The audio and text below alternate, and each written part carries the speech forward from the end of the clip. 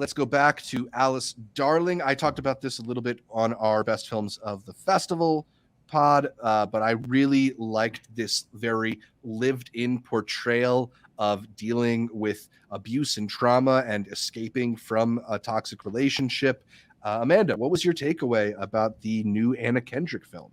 I just thought it, in terms of just her behavior, was just a really good look at what an abusive relationship can and like will be, and when it's not always just like overtly physical, in the little ways people that want to control you will word things so that you don't maybe want to hang out with people. They don't just flat out say you can't hang out with your support network, you can't hang out with your family. It's, they'll find little annoyances you might have with your friends or your mom or your brother, and then they nitpick on that, and then they say like, don't you just think that your life would be less stressful if you didn't, you know, make time for those people? Or you know, like, why don't we just go do something? And just how you start shifting every aspect of your life based on how you think your partner is going to react to it.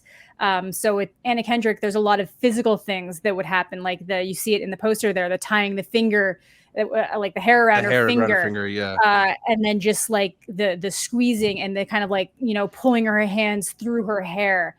I think it's probably one of the best performances that Anna Kendrick has ever had. And there's like a very interesting parallel that I feel like some people don't, or at least I haven't seen talked about a lot, where it's like there's a missing girl at one point that Kendrick becomes like very fixated on, and this kind of like idea of, you know, how people can go missing in kind of like a lot of different ways is kind of how I saw it kind of going, how you can lose yourself in a lot of different ways. Obviously very different scenario. I'm not trying to compare an abusive relationship to like being kidnapped and like presumably murdered or something, but it was just that kind of like idea of like who this other woman was, like what her life might have been like, and like Kendrick's character just kind of really fixating on that. And I think that a lot of the times the movies that deal with like abusive partners always do escalate in really, really huge ways. I like how this played things with like the subtle comments and like the waiting until he had her alone, and just his general like attitude towards things, and how she's constantly thinking in her mind how she's going to preemptively deal with these reactions. So I thought it was like really good and a really great performance out of her.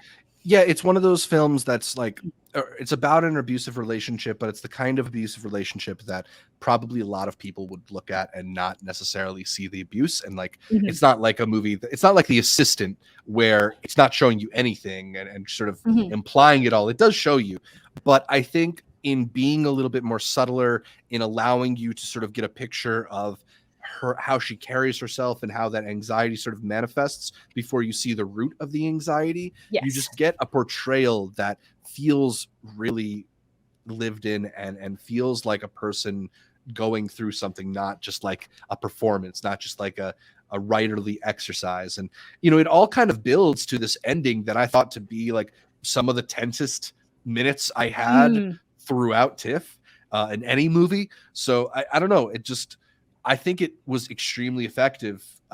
It's not a movie that I had like high on my list going into the festival, but it's definitely one of the best movies I saw while I was there.